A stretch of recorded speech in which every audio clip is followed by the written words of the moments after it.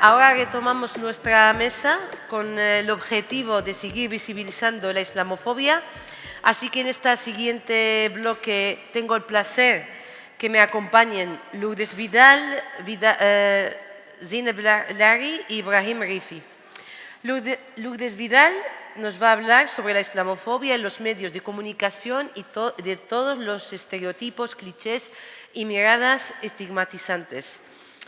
Lourdes Vidal es profesora de Relaciones Internacionales en varias universidades catalanas. Está especializada en las dinámicas sociopolíticas del mundo árabe, licenciada en Traducción e Interpretación y doctorando en Relaciones Internacionales. He tenido que cortar mucho, lo siento, Lourdes.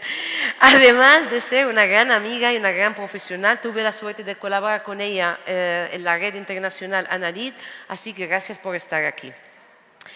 Lourdes, 6 de cada 10 noticias que hablan de la comunidad musulmana son islamófobas. El 96% de las que se publican en Europa, todas están relacionadas con el terrorismo. La mayoría de las informaciones periodísticas tienen una connotación negativa, especialmente contra las mujeres. Lourdes, sabemos que los medios de comunicación tienen un poder descomunal para incidir en la opinión pública y en el imaginario social colectivo.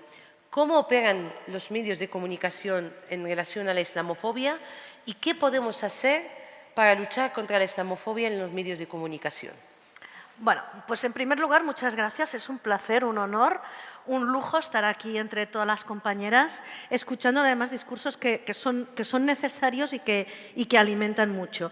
La verdad es que mi presentación va a conectar con muchas de las cosas que ha comentado antes Fátima, con lo cual me va genial porque ella ya me ha ahorrado una parte de apresurarme a contar algunas cosas.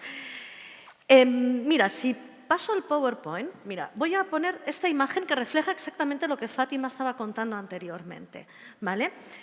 Cómo la islamofobia en los medios puede acabar, ¿no?, de una forma casi automática y sistemática, generando, ¿no?, este tipo de imágenes. Este es un reportaje que salió después de los atentados en Bélgica, en el que Molenbeek, un barrio que se convirtió de la noche a la mañana en una bomba de relojería, ¿no?, se convirtió a imagen de toda Europa en el barrio paria de Europa, ¿no?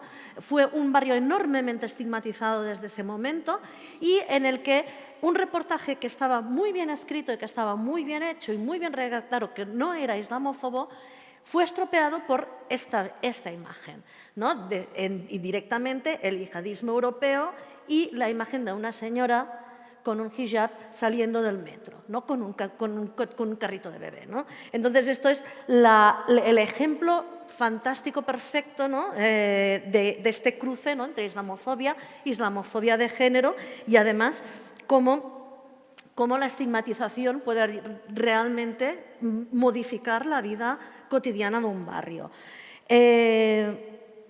La islamofobia en los medios de comunicación, tenemos que tener en cuenta que el periodista no es un ser ausente de la sociedad. El periodista es un ser humano que ha crecido y que se ha desarrollado en un contexto social y que, por tanto, tiene la carga y la mochila de todos los prejuicios, de todos los clichés, de todos los estereotipos, de ese imaginario colectivo del que hemos estado hablando, ¿no? Entonces, es un esfuerzo como individuo, como ciudadano, despojarse de este imaginario colectivo que muchas veces tiene una carga enormemente negativa, ¿no?, por estas confrontaciones históricas, por estas violencias históricas que hemos heredado, ¿no?, que quizás no hemos incluso ni vivido nosotros, pero sí que las hemos heredado.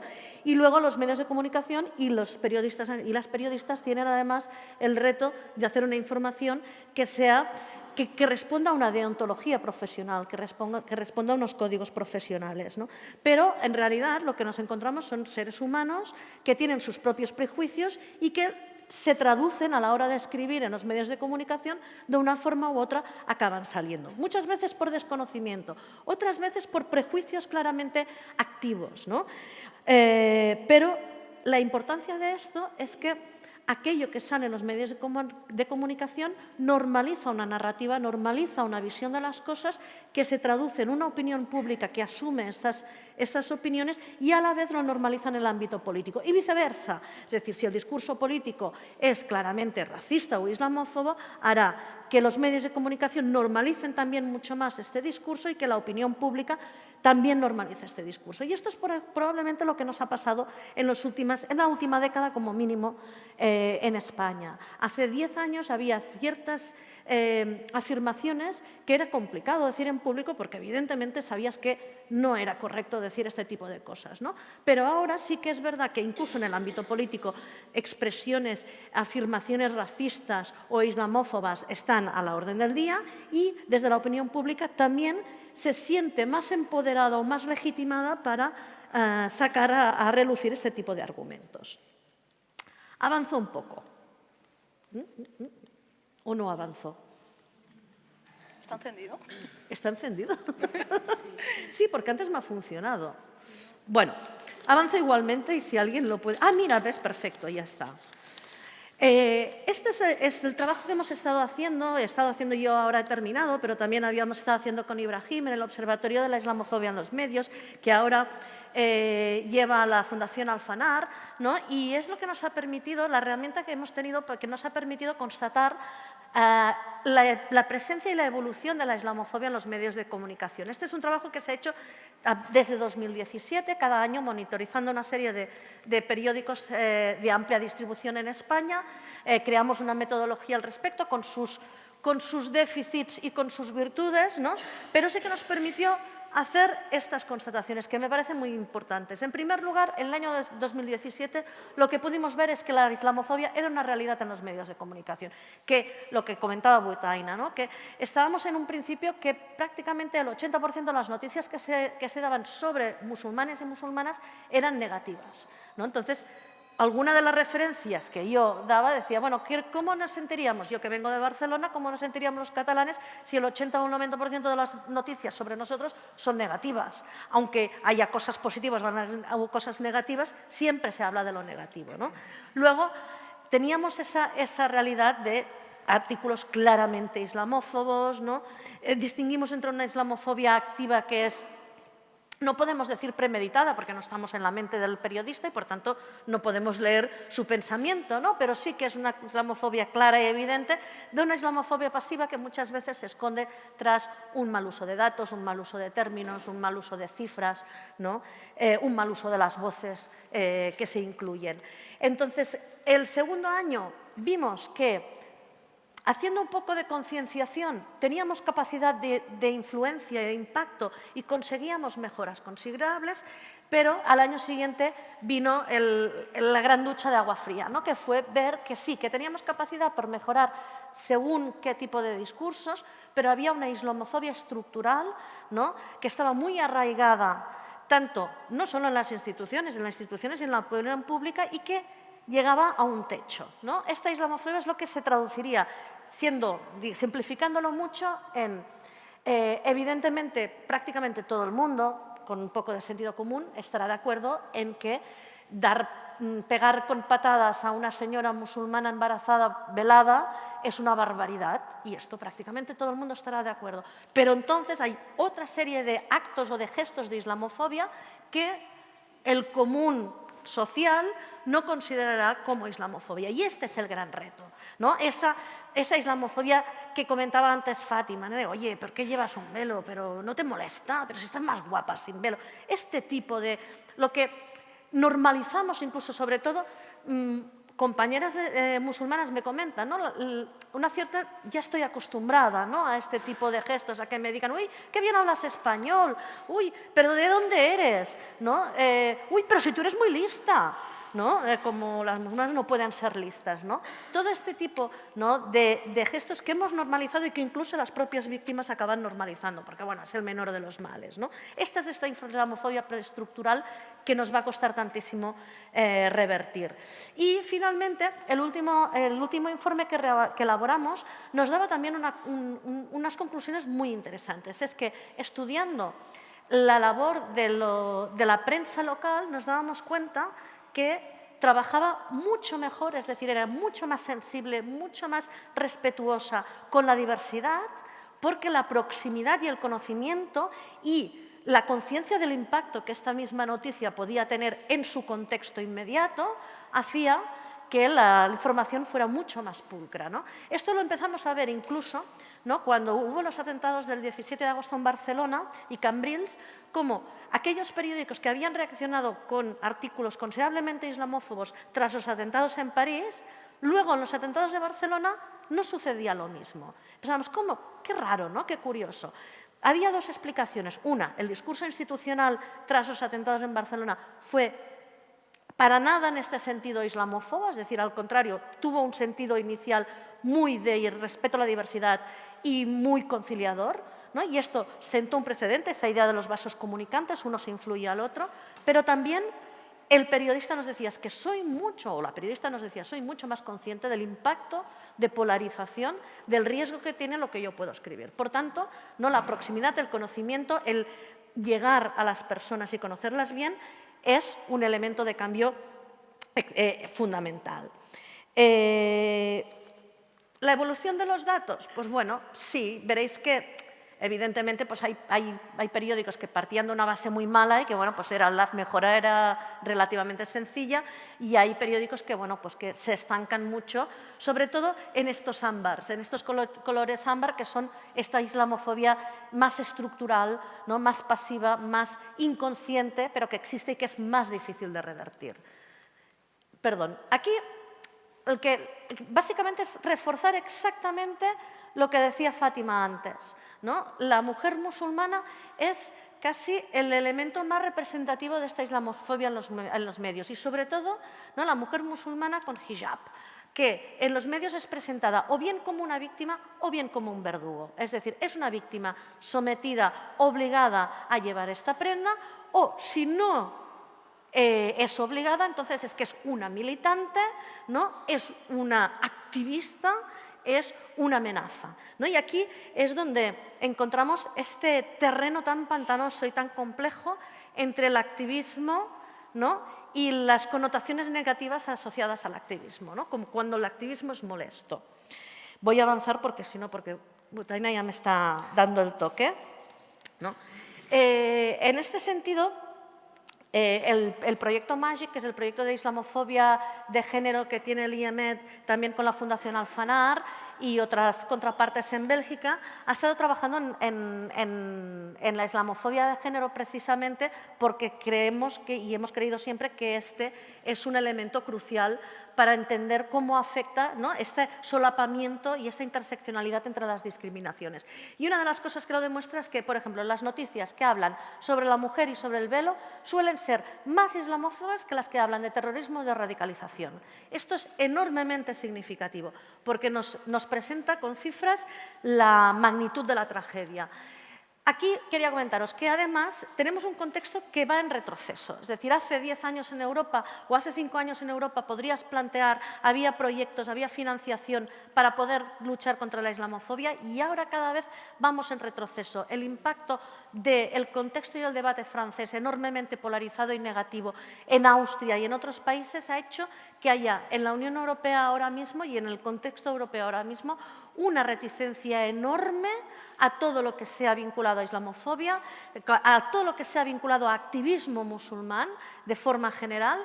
Y además, bueno, esta fue la campaña sobre el velo que fue prohibida, ¿no?, que quería básicamente decir, oye, respeto y diversidad y respetamos la diversidad, pues fue interpretada como una apología del hijab y por tanto prohibida, ¿no? Era una campaña del Consejo de Europa. Y aquí, pues bueno, nada, pasaré muy por encima, pero que veáis que al final, ¿no?, cómo visibilizamos estas mujeres con velo, cómo las vinculamos, o bien son sometidas o bien son terroristas, ¿no? Y aquí, por ejemplo, también otra cosa que hacen los medios de comunicación, que me parece muy divertido y aquí se ejemplifica muy bien, es cuando es nuestro es bueno, ¿no?, cuando es bueno es nuestro, cuando es malo es de otros. Y aquí es el caso de Morat, ¿no?, el artista, ¿no?, que cuando va al juzgado es marroquí, pero cuando llena al Sant Jordi, el Palau Sant Jordi en un concierto, es catalán o es español, ¿no? Y aquí, por ejemplo, mira, me he saltado por ejemplo, vemos cómo, por ejemplo, la prensa británica, sobre todo la prensa más sensacionalista, en ese intento de atacar a Meghan Markle, la vinculaba con una determinada mezquita, con los terroristas, etcétera, etcétera. Es decir, cómo además el elemento del Islam no es solo un elemento negativo, sino que se utiliza para condenar o para desacreditar a otras personas, ¿no? Esta es la imagen, por ejemplo, lo que decíamos, la importancia de las imágenes. Esta imagen son dos imágenes del mismo hecho. Fue el atentado que hubo en el puente de Westminster, en Londres, donde se viralizó una de las imágenes en que la chica parece pasar sin hacer caso de lo que está sucediendo, ¿no? Y la realidad es que la chica estaba enormemente asustada y estaba intentando llamar a los servicios de emergencia. Se viralizó la primera foto como diciendo, mira, hay un muerto al lado y ella ni le importa, ¿no?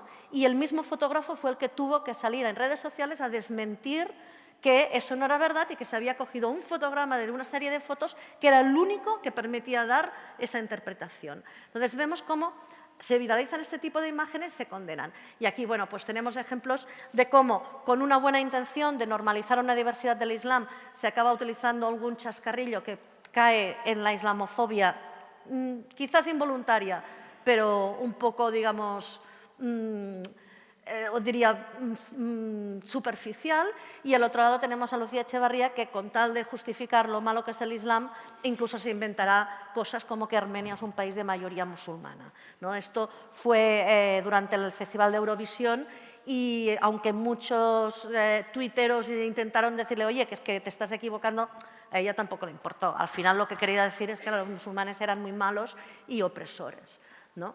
En las elecciones francesas es lo que comentaba, y en las plataformas de extrema derecha lo que vemos es, por ejemplo, cómo la islamofobia de alguna forma se ha convertido en el nuevo antisemitismo, ¿no? Es el nuevo motor, ¿no?, de convergencia de todos los movimientos de extrema derecha. Se ha suplantado el antisemitismo tradicional de la extrema derecha, del nazismo, etcétera, por la islamofobia como elemento clave de estos discursos, ¿no? Que además se combina con teorías conspiratorias, la cuestión del gran reemplazo, que ha sido muy presente en las elecciones francesas, de la mano de Éric Zemmour, que por fortuna no ganó, pero fue una amenaza, digamos, a los derechos de muchos y muchas ciudadanas francesas, ¿no? Y aquí una muestra de que a veces la islamofobia es tan amplia que a veces incluso yo, que no soy ni musulmana, ni racializada, ni nada, a veces puedes acabar siendo víctima de islamofobia por tus declaraciones, ¿no? Entonces, cuando un medio de extrema derecha, como caso aislado, coge tus declaraciones, las tergiversa y a partir de aquí empieza una campaña de linchamiento contra ti, ¿no? A partir, bueno, pues esto, ¿no?, de tus afirmaciones. Y mecanismos para prevenir la islamofobia, ¿no? Algunas de las cosas, es decir, evitar las generalizaciones, ¿no? Ser inclusivo. Hay datos raciales, de nacionalidad, de género, de edad, que si no son necesarios, no son relevantes para la noticia, ¿para qué vamos a comunicarlos, ¿no? Si no son informativamente relevantes? Tenemos que utilizar fuentes fiables, saber que hay diversidad, es decir, llegar a las personas y hablar con la diversidad de personas musulmanas que hay y que viven en España y que son españolas. Cuidado con los titulares engañosos, con buscar titulares y chascarrillos divertidos, ¿no? Cuidado con el uso de las imágenes son muy poderosas y muchas veces, la gran mayoría de veces vemos, yo me acuerdo siempre de la gran profesora Dolors Bramón, que es catedrática de la Universidad de Barcelona emérita, que me decía un día, dice, es que los pobres musulmanes, y parece muy bestia, pero es que es verdad, dice, siempre lo sacan de culo, porque siempre hay la foto rezando, dice, es que me parece horrible, la cara, queremos verles la cara, ¿no? Esa cosa de vamos a buscar a un hombre musulmán, le vamos a poner rezando. Una mujer musulmana va a tener que llevar hijab. Y olvidamos toda esa diversidad que hay dentro del Islam y del mundo musulmán. Por tanto, yo creo que es importante, sobre todo también, ver hay herramientas para mejorar el trabajo del día a día de los periodistas que les ayudan. En el Observatorio de la Islamofobia hemos estado durante muchos años trabajando en esto, el proyecto Magic, pero también el proyecto Coco, que llevaba que llevaba Joves Sólides, hay Stop Islamofobia, hay proyectos que han trabajado muy bien. Ahora está cerrándose la ventana de oportunidad, por tanto, es momento para continuar manteniendo el debate abierto, ¿no? Para visibilizar, ¿no? Y para conocer, porque evidentemente una de las cosas que vemos es que es necesario visibilizar y conocer y estimar, para estimar, ¿no? También. Y para finalizar, unas reflexiones, ¿no? Los extremismos son acumulativos y se retroalimentan. Es decir, que a mayor islamofobia, mayor será la tendencia a la radicalización y mayor radicalización, mayor islamofobia hará. Y que al final los únicos beneficiados son estos extremos, que no representan para nada la gran mayoría de la población, ¿no? Que las narrativas son compartidas, es decir, que al final nos vemos que incluso los extremistas yihadistas o los extremistas de extrema derecha, ¿no? Son antifeministas, son anti-LGTBI, ¿no? Son racistas muchas veces. Es decir, que al final la base de la deshumanización que comporta, ¿no? Este tipo de discursos es exactamente la misma y además ellos tienen un vínculo existencial. Cuanto más fuerte es uno, más fuerte es el otro, ¿no? Por tanto, tenemos que romper este ciclo, ¿no? Es muy importante tener en cuenta que esta situación también la ha favorecido la desconfianza, la brecha enorme que existe entre gobernados y gobernantes, ¿no? Y esto es una cosa que ha dado lugar a todo tipo de expansión de teorías conspirativas, que da lugar a que no nos creamos los medios tradicionales, pero que a la vez demos pábulo a medios que no tienen ningún tipo de legitimidad ni ningún tipo de profesionalidad, ¿no? La deshumanización y la incomodidad con la diversidad. Al final tenemos que constatar que nuestras sociedades tienen una cierta incomodidad a la hora de aceptar la diversidad y que, por tanto, aquí es donde tenemos que luchar. La interseccionalidad, lo mencionábamos antes, ¿no? Evidentemente, si eres mujer, si eres musulmana, si llevas hijab, si eres negra, si eres pobre, si tienes sobrepeso, vas a tener muchas más posibilidades de ser marginada, de ser atacada, de ser agredida, ¿no? De alguna forma u otra y de ser víctima de odio que cualquier otra persona, ¿no? Pero esto hay que reconocerlo y visibilizarlo. Y el odio es muy coordinado, está muy coordinado. Por eso sí que creo que es importantísimo que aquellos que queremos luchar contra este tipo de discriminaciones, con este tipo de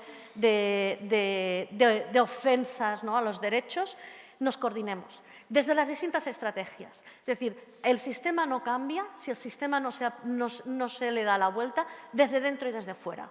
Es decir, el activismo más radical es necesario, pero también es necesario actuar con las instituciones, porque no habrá cambio si el cambio no hay presión suficiente desde el mismo sistema y desde fuera. Y ahí es donde la necesidad de hacer alianzas amplias, en las que encontrar consensos, no fracturarnos, no dejemos que en el ámbito del antirracismo o de la islamofobia nos pase lo mismo que nos está pasando con el feminismo, que nos estamos pegando entre nosotras. Intentemos ir coordinadas, porque los únicos que ganan si nos pegamos entre nosotros es los que nos miran desde el otro lado de la barrera. Y ellos ya tienen todo el camino hecho.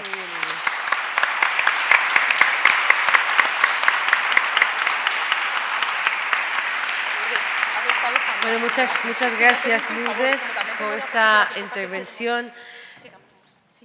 Sí que aprovecho también, ya que estamos hablando de campañas y boicot, lo que se está generando dentro de 2 semanas, creo menos, se arrancará el Mundial en Qatar y ya están hablando de contaminación, derechos humanos, violencia para no respeto a la gente del colectivo LGTB, mientras se olvidan que hace nada se organizó el Mundial en Rusia, antes en China, París es una de las ciudades más contaminantes del mundo.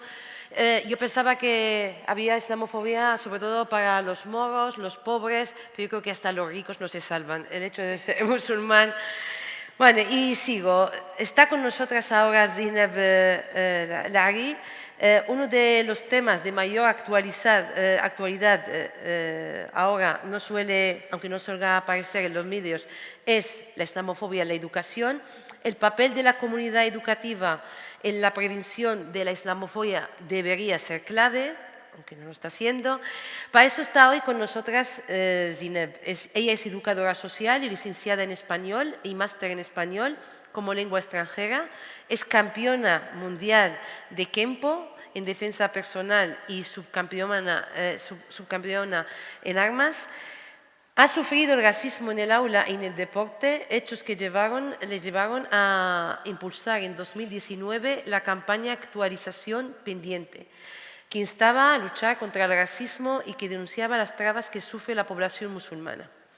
Las comunidades educativas deberían desempeñar un papel fundamental para combatir la islamofobia. Mientras tanto, el foco está en luchar contra la prevención de la radicalización de los jóvenes musulmanes. Zineb, ¿cuáles son las discriminaciones cotidianas que sufren nuestros niños o niñas y adolescentes en los colegios y en los institutos? ¿Qué hay que mejorar para garantizar que el aula efectivamente sea un lugar seguro? Vale, pues antes que nada, muy buenos días a todos. Gracias a Joves Oleides por la invitación y a todos los asistentes. Realmente me genera nervios, pero también emoción y alegría ver a tantas personas. Lejos de hacerlo de forma académica, lo quiero hacer de la forma más simplista, sencilla posible. Así que si veis que a veces gasto bromas o tal, no tienen gracia, reíros, ¿vale? Para que así no me sienta muy incómoda como esta. Bueno, pues voy a hablar sobre el papel sobre la islamofobia y cómo esta puede afectar en la educación. Como bien ha comentado Butaina, en gran medida se basa en mi propia experiencia personal, pero luego también en lo que ha sido mi desarrollo profesional dentro de los centros educativos y de las aulas. También he visto cómo es la otra cara, es decir, cómo actúa el profesorado cuando el alumnado no les ve. Y es por eso por lo que me gusta mucho incidir en estos temas. Vale, antes que nada, ya sabía que el doctor Eloy iba a hablar sobre el tema de historia, pero quiero hacerlo desde la perspectiva de cuando yo era estudiante, que no fue hace mucho, recién tengo 28 años, así que tampoco ha pasado tanto tiempo, y el cómo se ve la visión del moro frente a lo que es el cristiano, aunque obviamente Eloy ya lo ha explicado mucho mejor. A nivel de terminología, ¿el moro qué hace? El moro viene a invadirnos. Sin embargo, los cristianos, ¿qué hacemos? Bueno, a ver, ¿qué hacemos? No soy cristiana, pero pongámosle en plural. ¿Qué hacen los cristianos? Los cristianos conquistan o reconquistan. No puede haber reconquista si no hay conquista. Los moros invaden, los cristianos conquistan, ¿vale? Luego, la contraposición, obviamente, que es la religión respecto al Islam, con la representación de la media luna, de ahí también el arma que utilizaban los musulmanes, y los cristianos con la cruz, que también tiene que ver con la espada, obviamente. La lengua. En el caso de los moros o los musulmanes, aquí me vais a disculpar porque sí que es cierto que no he hecho mucha intersección con respecto a las comunidades afrodescendientes. Aquí me refiero principalmente a moros, magrebíes, norteafricanos, musulmanes. Así que si alguien se siente excluido, lo siento porque lo he hecho en esa base, ¿vale?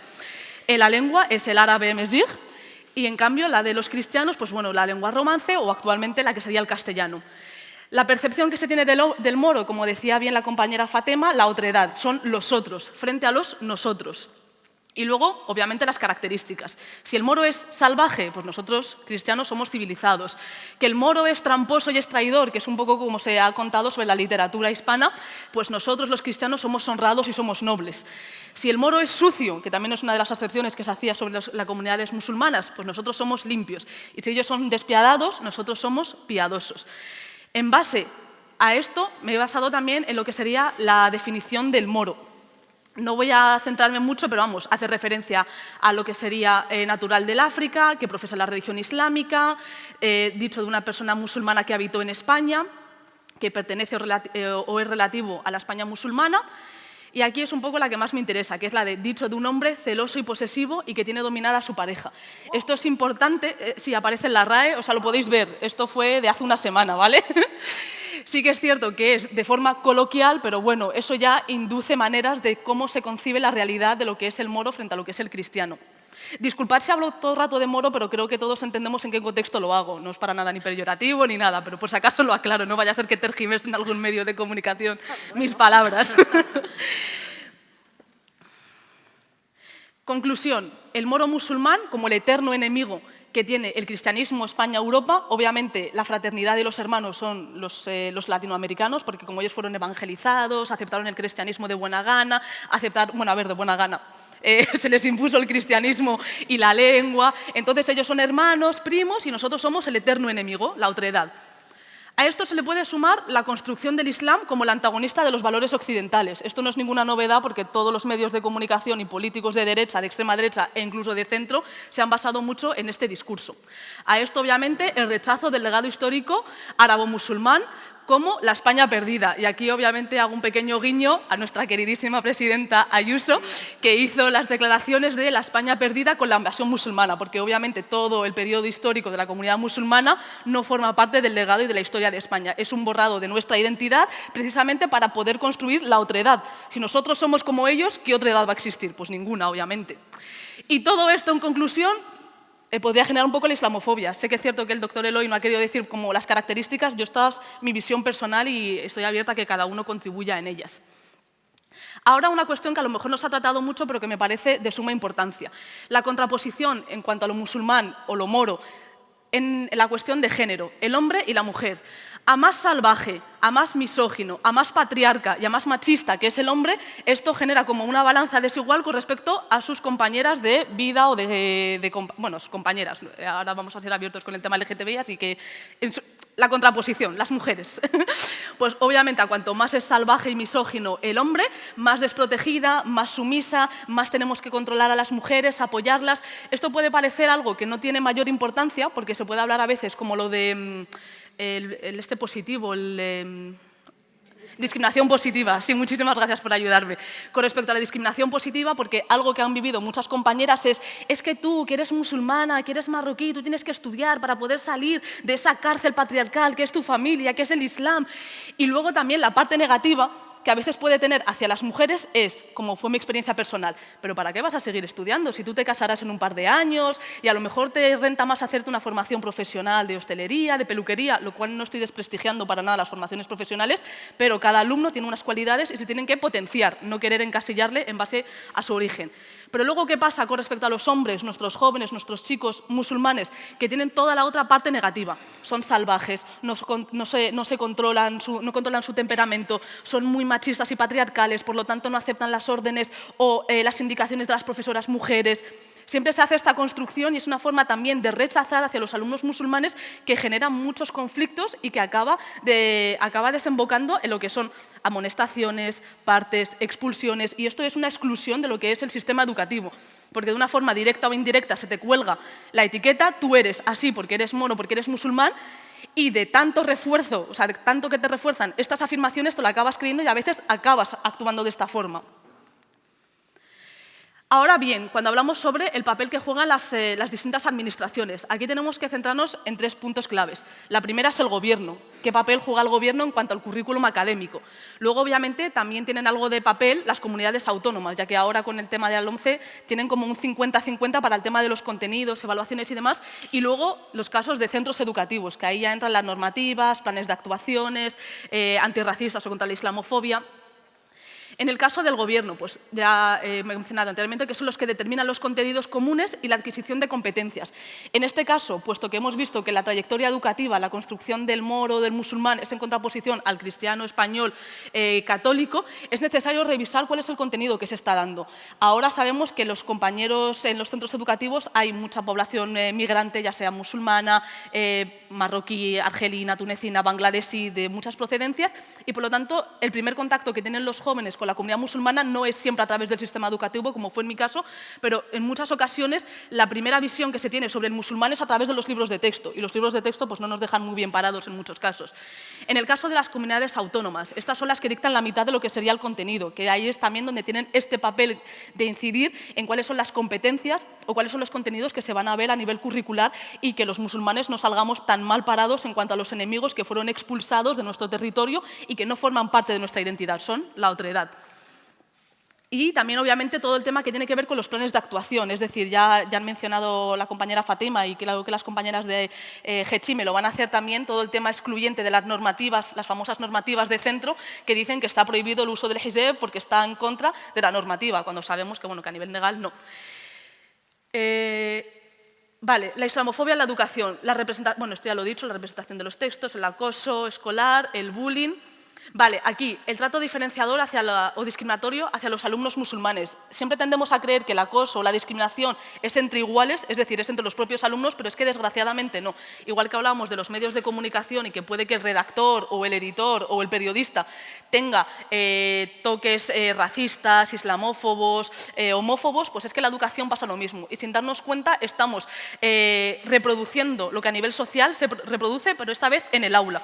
Y también creamos esas jerarquías de quiénes son válidos como alumnos y quiénes no son válidos como alumnos. Y esto no es tan trivial porque esto determina todo el desarrollo académico que van a tener estos jóvenes y, obviamente, qué posibilidades laborales van a tener. Entonces, a menor formación profesional, trabajos más precarios, con menor remuneración, una vida mucho más precaria, los hijos crecen en una vida precaria cuando ya tú formas tu familia. Por lo tanto, es como ese círculo que también mencionaba Lourdes, de ese círculo de más islamofobia, más radicalización, pues aquí pasa un poco lo mismo, como que están incitando que realmente se discrimine y se excluya a las comunidades migrantes racializadas, y en este caso musulmanas, y por lo tanto acaban siendo precarizadas. Esto, bueno, hace referencia al tema de la libertad ideológica y religiosa, luego también el derecho a la educación, pero en contraposición tenemos el cómo en muchos centros educativos se pasan por el forro la Constitución, porque, bueno, ¿para qué está? Si solamente es un libro de hace no sé cuántos años, y acaban poniendo pues, normativas que contradicen a la propia Constitución, tanto al derecho a la libertad religiosa como el derecho a la educación. Y por eso, bueno, podría poner tropecientos mil titulares. Hasta hace poco hubo también un caso en Madrid, en Hortaleza, en un centro. Y como decían, lo que tenemos que hacer no es que estas alumnas se cambien de centro, lo que tenemos que hacer es cambiar las normativas de este centro para que no se vuelva a reproducir estos hechos, porque evitando el problema no solucionamos nada. Ahora bien, como no va a ser todo negativo, vamos a plantear algunas soluciones para que si alguna persona que trabaja en la administración me está oyendo, no diga, ah, todos son problemas, pero ¿qué aportáis? ¿Qué soluciones decís? Pues yo os traigo algunas soluciones. La primera, formación al profesorado. Es decir, hay que deconstruir, tenemos que hacer una deconstrucción del racismo, la islamofobia y el privilegio blanco. Cuando hice el máster de formación del profesorado me di cuenta que constantemente reiteraba tópicos que he escuchado en bares, literalmente, sobre comunidades ecuatorianas, colombianas, marroquíes, gitanas. Entonces, si a nivel académico enseñamos lo mismo, pues el profesorado va a reproducir lo que a nivel social se está produciendo. Contratación de personal docente y educativo que sea pertenecientes a las comunidades musulmanas. Aquí barro un poco para casa. Joder, a día de hoy todavía no tenemos a profesoras ni latinoamericanas, ni marroquíes, ni musulmanas, no como nacionalidad, sino como orígenes étnicos. Yo soy española, pero de origen marroquí, y a día de hoy es muy difícil toda la contratación por el tema de oposiciones, que eso ya es un tema aparte, pero sobre todo en las privadas y en las concertadas por a veces las confesiones religiosas, por la ideología, porque no encajas dentro de lo que es su identidad como centro, pongámosle así. Educadores y dinamizadores en el centro para que puedan dar charlas, para que puedan formar no solamente a los jóvenes, sino al equipo directivo y al profesorado. Es muy necesario, cada vez hay más demanda. Sí que es cierto que hay muchos profesores que se están revisando y que piden ellos mismos estas formaciones porque no quieren reproducir este racismo, pero esto tiene que estar de forma obligatoria, que no tiene que ser algo decisivo del centro porque quiera ser progresista. Obviamente, toda la cuestión de mediadores interculturales, se ha visto como en el barrio de Villaverde, que es donde yo resido, hay algunos mediadores interculturales, sobre todo de comunidades gitanas, y realmente es necesario una persona que sea capaz de conocer en profundidad las comunidades migrantes o racializadas que residen en los barrios y que también sus hijos son usuarios en los centros educativos, para que puedan hacer esa comunicación entre familia y centro, porque muchas veces se critica el tema de que en las AMPAs no hay madres marroquíes, ni ecuatorianas, ni colombianas, ni gitanas. Bueno, es que a lo mejor no sienten que es un espacio seguro donde puedan ellas ser partícipes. Obviamente, el tema del currículum académico habría que cambiarlo. Sí, yo ya termino, yo cumplo con los tiempos. Y ahora el tema, red asociativa. Es necesario que los barrios estén en constante conocimiento entre sí sobre las redes asociativas que existen. Es decir, de nada sirve que haya una mezquita, yo siempre tiro para mi barrio, en San Cristóbal, que haya una mezquita en San Cristóbal, un centro cultural, una asociación de vecinos, un AMPA y un centro si no están interconectadas entre ellas. Porque muchas veces se habla de que se tiene dificultades con ciertos alumnos, pero tenemos una cantidad de asociaciones y de redes a nuestro alcance, en nuestro propio barrio, y que no vamos a conocerles. Y si nosotros realmente tenemos la intención de que estos jóvenes sean partícipes de su educación y sus familias también, tenemos que interpelarlos y tenemos que llamarles. No podemos esperar que siempre sean las familias las que vayan al centro a pedir. Por lo tanto, es muy necesario todo el tema del red asociativo y hablo mucho a nivel vecinal. O sea, ya no hablo ni a nivel de Madrid, ni a nivel de España, ni a nivel de Europa. Los vecinos de los barrios y de los distritos. Los gobiernos deben proporcionar los recursos a las escuelas, o sea, esto es un problema de hace mucho, pero parece ser que la educación, todos los gobiernos cambian los planes educativos, pero realmente no invierten en formaciones que sean interseccionales, contra el racismo, bueno, contra la homofobia ahora un poco más, pero contra el racismo, contra la islamofobia, contra todos tipos de discriminación. Bueno, el acercamiento ya lo he dicho, y obviamente el tema del código de conducta contra el racismo, la islamofobia y la discriminación racial para el alumnado y el personal, personal docente, personal administrativo, personal de la directiva.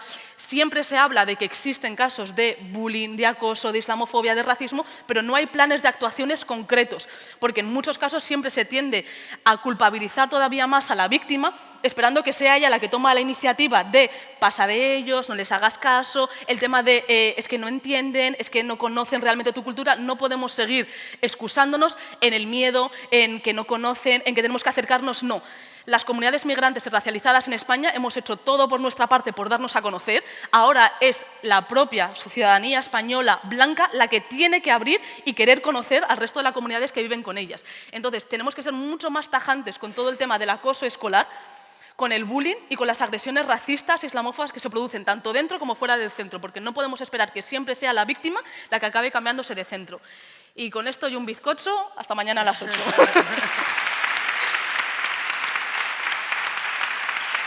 Pues, gracias, Zineb.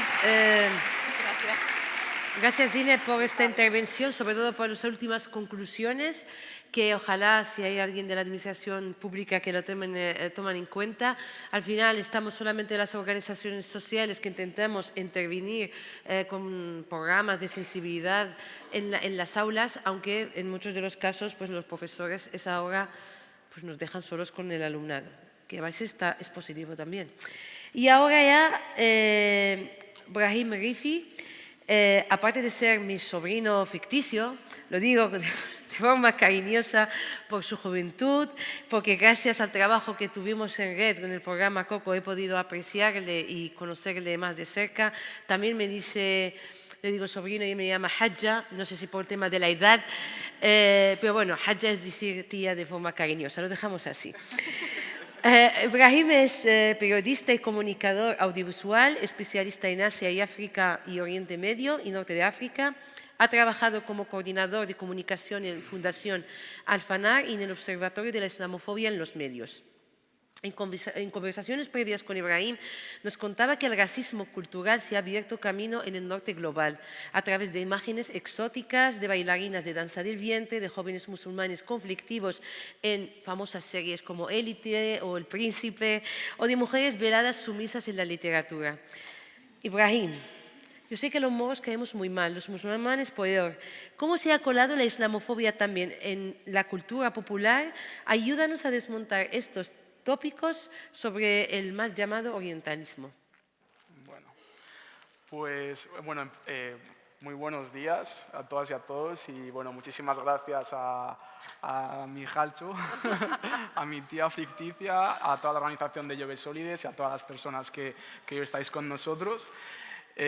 Bueno, yo me voy a centrar en la misma línea de lo ya comentado, ¿no? Reiterando sobre lo que hablamos cuando nos referimos a islamofobia, entendiendo esta que es interseccional a todas las opresiones, que es una cuestión histórica, que no es un fenómeno actual, que constituye una violación de derechos humanos, que se manifiesta en numerosos espacios y ámbitos de la vida.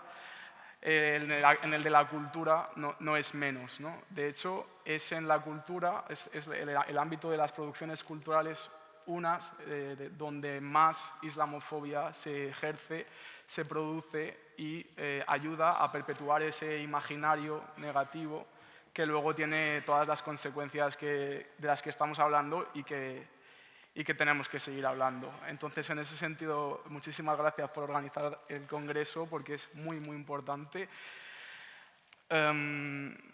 Y espero que realmente llegue algún momento en el que deje de ser necesario hacer este congreso, porque ya no tengamos que denunciar esta realidad. Bueno, generalmente cuando se habla de islamofobia en la cultura popular se suele apuntar a uno de los acontecimientos más importantes de nuestra historia actual o de nuestra historia contemporánea como el punto de inicio, ¿no? o un punto de inflexión que realmente es cierto, que fueron los atentados del 11S y todo lo que han supuesto. La traducción que ello ha tenido en la construcción de producciones culturales, sobre todo cine y series que estereotipan completamente a las personas musulmanas, es brutal. Yo cuando estaba preparando esta ponencia, sinceramente me sentí completamente desbordado con toda la cantidad de producciones que ahora vamos a ir viendo que hay islamófobas, hasta el punto de que ya digo, o hacemos una jornada entera exclusiva a este tema en concreto o no vamos a acabar. Entonces, por favor, cuando me vaya pasando de tiempo, avísame. Claro, en este sentido se cuestiono, ¿no? ¿Es acaso un fenómeno nuevo? Y volvemos al punto de, no, es una cuestión histórica. Para el tema de la islamofobia, en la producción cultural actual, en la producción cultural global, nos tenemos que ir a un concepto que puede que a muchos y a muchas ya suene, pero para quienes no, pues os invito a descubrir lo que es el orientalismo.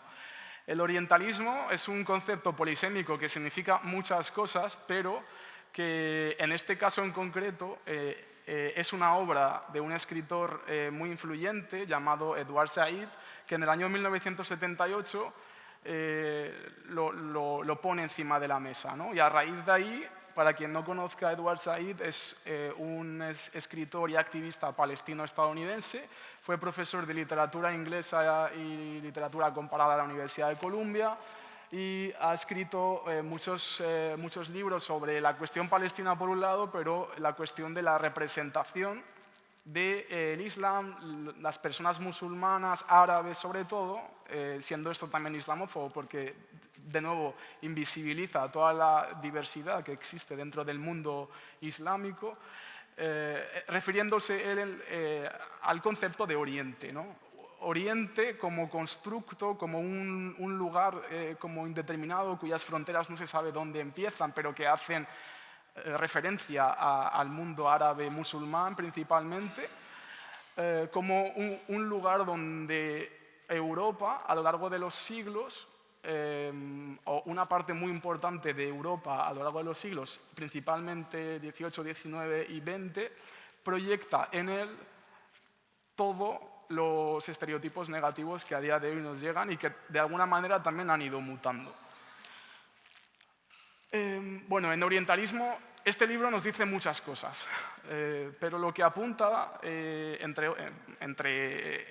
las cosas más importantes de alguna manera que nos dice es que todo el conocimiento que se ha creado en las universidades, las escuelas de estudios árabes e islámicos que se crearon en Europa en el siglo XIX y XX, así como todas las producciones culturales, artísticas y literarias, aparte de ser estereotipantes y ser islamófobas o utilizaría otros conceptos degradantes, racistas, son además coloniales, ¿no? O sea, todo el conocimiento y toda la producción cultural y literaria y artística que Europa produce sobre Oriente, sobre ese otro Oriente, es colonial y está completamente relacionada con el proyecto civilizatorio europeo occidental que en ese momento se estaba dando en los países de mayoría musulmana, prácticamente todos, ¿no? Pero especialmente Oriente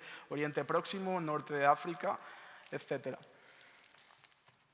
En este sentido, vemos cómo en el campo especial de la cultura, de la literatura y de la pintura, en este caso también, existe toda una tradición artística de representación completamente estereotipante del mundo islámico, de las personas musulmanas, de los musulmanes y de los árabes, ¿no?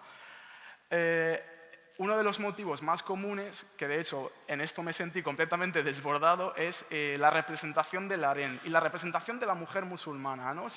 Hipersexualizada, siempre teniendo roles pasivos, sumisos, sometidos a los deseos del hombre, ¿no? Siempre sin agencia, callada, así, ¿no? De alguna manera este es el imaginario que se creó sobre el mundo islámico desde el siglo XVIII-XIX y que de alguna manera continúa o ha mutado a día de hoy en esa misma imagen o en ese mismo estereotipo negativo sobre la mujer. Por otro lado, al hombre musulmán en relación también a lo que habían comentado las compañeras y las ponentes anteriores, pues como un ser siempre salvaje, misógino, primitivo, guerrero, y esto pues, se materializó obviamente en las artes, entre ellas la pintura, ¿no? Aquí vemos un par de imágenes. Y por otro lado también la alusión al desierto como ese lugar, ¿no? Como es Oriente o el país de los musulmanes, Musulmania, ¿no? Como un lugar de desierto, salvaje, primitivo, bárbaro, subdesarrollado. Esta producción o este tipo de producciones son las que de alguna manera legitiman o son las traducciones de la acción colonial que había en ese país, ¿no? La representación de esos musulmanes y de los árabes como seres salvajes, inferiores, subdesarrollados y incivilizados para que vayamos nosotros a civilizarles, a desarrollarles, a enseñarles, a democratizarles, etc., ¿no? Esto sigue siendo a día de hoy, incluso fue una parte muy importante del relato sionista para justificar la existencia del Estado de Israel a día de hoy, ¿no? O sea, Palestina como un desierto con gente primitiva y bárbara o sin gente para un pueblo sin gente, ¿no? Y ese es otro congreso. La literatura, ¿no? Hay todo un ejemplo, toda una serie, toda una tradición literaria de representación pues, completamente estereotipada de Oriente, de los musulmanes, del mundo musulmán, de los árabes, ¿no? Y... Pasa. No. Vale. Y llegamos al cine, ¿no? Como decía al principio, se suele apuntar al 11S como el auge o el boom de la islamofobia en el cine, pero realmente esto no es así. Desde los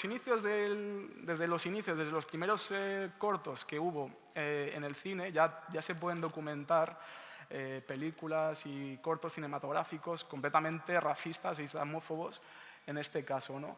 Para ello me voy a basar en un estudio que se llama Real Bad Arabs, cómo Hollywood vilipendia a un pueblo, que es un estudio, luego se hizo documental, donde a través del análisis de 1000 películas que tienen personajes árabes y musulmanes, y reitero, ¿no? Al final la asociación de árabe y musulmán como único, negando toda esa diversidad islámica que hay en el mundo musulmán, se hizo un análisis de 1000 películas que tienen personajes árabes y musulmanes entre 1896, desde los primeros cortos que empezó a ver en la historia del cine, hasta el año 2000, que es un año previo a los atentados del 11S. Y estos son los resultados. O sea, solo 12 de las 1000, es decir, solo un 1% de las películas que produce el cine americano, principalmente europeo, ¿no? Pero en este caso americano, que al final es el cine más consumido a nivel global y es donde se inicia o se desarrolla y se produce la industria del cine en sus inicios, solo 12 películas, es decir, solo el 1% proyecta una imagen positiva de los musulmanes. El 94% es negativa. Esto sin hablar del auge que hubo después del 11S. Ahí me volví a sentir completamente desbordado. Aladdin. Nuestra infancia, ¿no? Todos hemos visto Aladdin de pequeños, pues siento atacar vuestra infancia, vuestras infancias. La mía también. Súper islamófobo. O sea, hasta ahí. La música inicial de Aladdin, que tuvo que ser retirada por Disney, decía: vengo yo de un lugar, de una tierra sin par, donde ves caravanas pasar y si allí les caes mal, te van a mutilar. Qué barbarie, pero es mi hogar.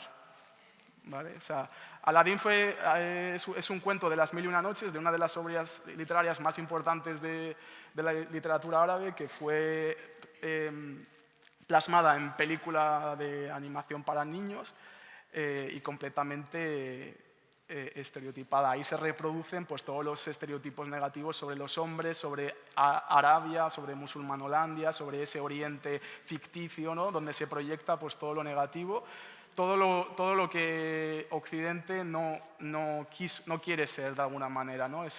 Edward Said apunta, ¿no? a Oriente como el espejo de la otredad, ¿no? Todo aquello que nosotros no somos. Y bueno, a partir del 11 de septiembre, reitero, me volví a sentir completamente desbordado con toda la cantidad de películas que vinculan Islam y terrorismo, musulmanes terroristas, siendo ese el binomio hegemónico sobre el que siempre estamos hablando, ¿no?, a día de hoy. Y deconstruyendo. 5 minutos. Bueno, en esa misma línea orientalista del siglo XIX y XVIII, proyectada en pintura, en literatura, pues siguen esas mismas narrativas sobre la mujer. Estos son algunos de los cientos de ejemplos que podría traer de películas que estereotipan a la mujer musulmana. De nuevo, sumisa, siempre sometida al hombre, siempre víctima de sus hombres, de sus machos, de su marido, de su padre, siempre sin agencia, siempre con necesidad de que venga un otro europeo, europea, blanco, blanca, a salvarla, a civilizarla, a enseñarla, a quitarle las garras de su cultura, etcétera, ¿no?, de su religión. Y bueno, es hasta cierto punto difícil encontrar algo que no sea esto, ¿no?, que no encaje en esto. Bueno, según el director de Relaciones con los Medios del Comité Árabe Estadounidense contra la Discriminación, estas son las 5 películas más islamófobas o racistas de la historia del cine, en un informe que se llama 100 años de estereotipos antiárabes y antimusulmanes, aunque bueno, igual se actualiza porque en los últimos, pues desde el 2001 hasta hoy, estos últimos 20 años, ha habido un auge brutal, de los que también se están haciendo muchos estudios y que invito mucho a que nos acerquemos. Bueno, estos son los conceptos con los que siempre se nos relaciona, siempre. No salimos de ahí. Bueno, por terrorismo, violencia, radicalización, extremismo, fundamentalismo, fanatismo, sexismo, machismo, sumisión, intolerancia, represión, guerra, Daesh, Al-Qaeda, antioccidente, peligro, falta de integración, exclusión, marginalidad, pobreza, drogas, delincuencia, maltrato, inseguridad, desorden, suciedad, caos, primitivismo, misoginia, subdesarrollo. Casi nada. Total. Esto, bueno, vuelve otra vez a reforzar la idea comentada anteriormente, ¿no? Nosotros como una proyección de un ellos, ¿no? Ellos versus nosotros, ellos todo lo que nosotros no somos, llegando a cuestionar incluso, ¿no?, o cuestionar completamente la humanidad de ese ellos, ¿no?, en este caso nosotros. Bueno, en este sentido, ¿qué hacer, no? Todo es negativo, esa es una realidad, estamos mal, estamos muy mal. Ahora, ¿qué se puede hacer? Pues activar la conciencia crítica antirracista y contra la islamofobia siempre que se vea y se visione una película o estemos ante cualquier producción artística, cultural o literaria sobre árabes, musulmanes, islam. 100%, o sea, hay que ponerse las gafas contra esto, porque ahí vamos a ver toda la porquería que tenemos. Por otro lado, ¿cuántas películas producidas por cineastas árabes, musulmanes, africanos habéis visto? ¿Y cuántas sobre árabes y musulmanes habéis visto? En ese sentido, yo hago un llamamiento a reconsumir el cine, a reconsumir la cultura, a reconsumir el arte, partiendo de narrativas propias, ¿no? O sea, ¿cuántas pelis hemos visto sobre Oriente, pero cuántas de ellas realmente son de allí? ¿Cuántas son iraníes, de directores iraníes o de directores palestinos, o de directores egipcios, ¿no? ¿Cuán desconocido es el cine egipcio en Occidente o en Europa? ¿Cuán desconocido es el cine árabe en Europa? O el cine africano, el cine del sudeste asiático? Pero sobre esa gente, esos pueblos y esos países hemos consumido un montón.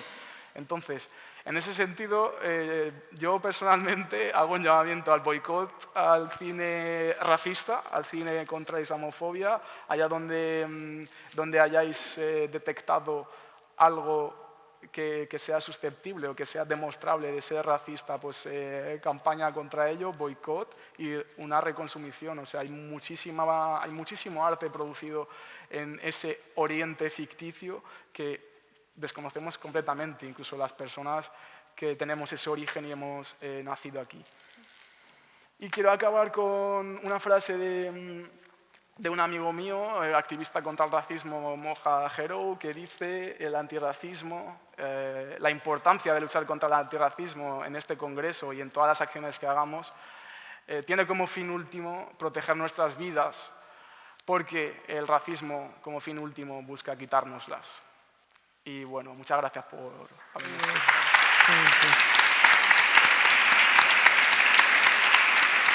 Muchas gracias, Ibrahim, por esta excelente intervención.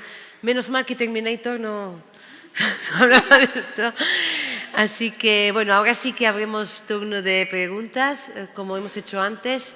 Identificarse, ser concisos y comentar a quién va la pregunta. Sí, tengo dos preguntas, una para Zenib y la otra para Ibrahim.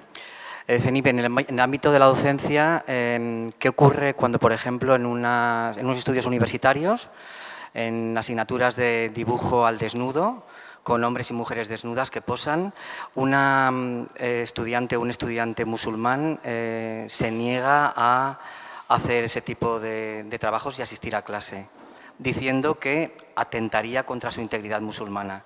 Y la otra pregunta para Ibrahim es, nosotros tenemos una danza de hermanamiento entre judíos, musulmanes y cristianos, que es el Dabke Sharki o les filaes de moros y cristians.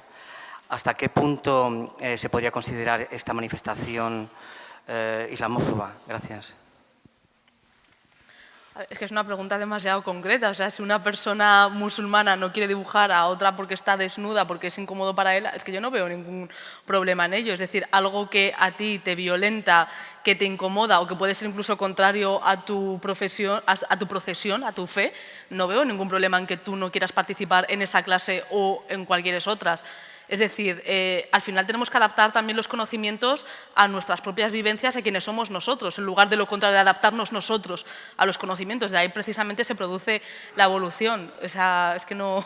No, lo que quería decir era que esta alumna podría exigir, a partir de que ese trato que se le daba en el que se le obliga a hacer esos estudios, de que como no se le respeta esa integridad musulmana que ella alega, podría decir que esa universidad es islamófoba.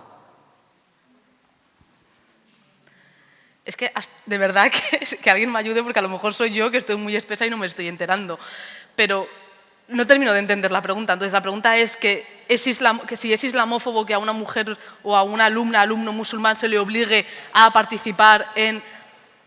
Hombre, si atenta contra... Es que si va contrario a tu fe, yo es que sí que consideraría que podría llegar a ser islamófobo obligarte a participar en la clase. O sea, creo que a día de hoy todavía existen en las universidades un 75% de asistencia y creo que en ese 25%, si justo da la casualidad de que son clases que no entran dentro de tu concepción de la religión y de cómo quieres vivir tu vida, me parece totalmente legítimo, porque en este caso ya no está prohibiendo ni exigiendo que se prohíba ese tipo de actuaciones si es de nivel artístico. Pero es que más allá es que, claro, como es un caso tan puntual, es un poco difícil poder dar una respuesta correcta. Ahora ya tú, Ibra. Sí. Sobre algunas de las fiestas populares que hay en España, bueno, yo tengo mis objeciones, habría que ver como algunas en concreto, ¿no? Pero sí que es cierto que hay muchas pues, que se están cuestionando porque de alguna manera hacen apología pues, a esa expulsión, a ese destierro de los musulmanes, de los moriscos en un montón de pueblos. De hecho, había un pueblo, Jaca, si no me equivoco, en Zaragoza, donde desfilaban procesando con cabezas de moros, ¿no? Haciendo representación de ese acontecimiento histórico donde el reino de Castilla creo que tomaba la ciudad y expulsaba a las moros. Hay un montón de fiestas populares que son una apología al genocidio y a la expulsión de personas que hubo en este territorio que eran musulmanas y que eran judías y que eran también pertenecientes a otras minorías cristianas. que cimentó de alguna manera el Estado-nación español excluyente, ¿no? O el relato de ese Estado-nación español excluyente que tenemos, y que es muy importante que se revisen. No conozco esa en concreto, no conozco, habría que ir como a casos, pero me parece muy importante y me parece muy interesante todo este ejercicio que estamos haciendo los sujetos postcoloniales, las personas racializadas, las personas que venimos o que estamos atravesados por el colonialismo, el racismo, las violencias en Occidente, en Europa. Ese ejercicio de justicia histórica, ¿no? En el momento en el que las personas negras en España están cuestionando el blackface en Buñol o las estatuas que hacen monumentos a figuras colonialistas, esclavistas, y que las derriban y las destrozan. A mí eso me parece muy interesante y muy importante. No conozco este caso en concreto, pero sí, yo... Es que precisamente es una danza árabe que hemos conservado desde hace un montón de siglos. Y era una danza de hermanamiento entre cristianos, musulmanes y judíos porque era árabe y se ha mantenido. Entonces, claro, han habido comentarios de que si eso podría ser islamófobo, por eso lo pregunto. O sea, yo no creo que sea islamófobo porque forma parte de nuestra identidad árabe y se ha mantenido igual aunque se llame moros y cristianos. Pero el fondo es un fondo de hermanamiento porque tanto moros como cristianos hacen el mismo tipo de movimiento. En ese sentido no lo puede ser, ¿no? Pero es muy curioso porque en las fiestas de moros y cristianos de los pueblos se celebran y se hacen apología a cosas muy, muy turbias generalmente, ¿no? Que es, pues eso, la victoria y la expulsión, el destierro y, o sea, el rechazo a todo ese pasado histórico y a todo ese legado. Pero por otro lado creo que también existe otra parte positiva, ¿no? No todo es negativo, que sí que es verdad que sobre todo en los últimos años pues, ha habido un reflorecimiento se está haciendo un ejercicio también, ¿no? de hacer las paces con ese pasado árabo-islámico que es parte de España, y eso también es interesante y eso también hay que celebrarlo. Sí, exactamente. Yo ahí sí que siempre aprovecho para dar la enhorabuena por la lucha de las hermanos y hermanas latinas, que sí que han conseguido que al menos parte de la sociedad española o partidos políticos el 12 de octubre dicen nada que celebrar. Pero aquí el 9 de octubre sí que hay que celebrar y mucho, y todo el mundo, la mayoría están con Visca Jaume. Por eso yo creo que hay que reconsiderar ese tipo de fechas. Si hay una buena intención de convivencia, eso hay que sacarlo a la luz y reforzarlo, pero ya sabemos lo que hay en mayoría de las personas, lo que se persigue, qué mensaje se da con lo de Visca Jaume. Había la compañera, sí, y después... creo que está por detrás Eloy, si no me equivoco. Sí. Vale, pues ella sí. ¿Quieres hablar tú antes? Sí. Bueno, yo hablo porque justo estaba en el tema este de los moros y cristianos y creo que es un tema que tenemos que problematizarlo. ¿Por qué? Porque yo llego aquí, vengo de otro país y digo, ¿cómo es posible que la gente tenga tan arraigada esta celebración? Entonces no se trata de que están danzando una canción árabe, es que hay gente que se está disfrazando de otras personas.